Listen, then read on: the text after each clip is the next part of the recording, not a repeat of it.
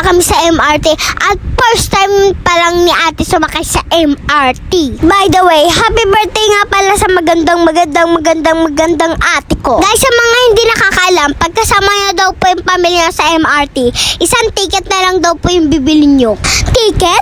Hindi ba kayo dyan snow? Yes, te. Ticket nga pala. Bago kayo bumili ng card, sabihin nyo muna doon sa counter na kasama nyo yung family nyo. Tapos tatanungin lang nila kung ilan kayo. Tapos hulala, may card na kayo. Kaya sa mga hindi ba nakakaalam, tapusin nyo ang video na ito. Sabi ni Daddy, napanood niya daw sa balita, pagkasama mo daw yung pamilya mo, yung ticket mo daw, 20 na lang daw babayaran. Ano daw, Snow? Ang gulo mo! Kunyari, 3 kayo. Isang card na lang yung bibili mo, geng. Ayan!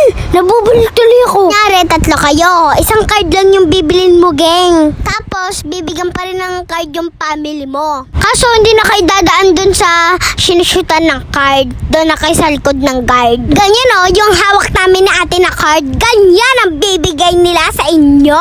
O, sa mga ulabang mga ipid dyan, umorder na kayo kay Tita Joanna Solis.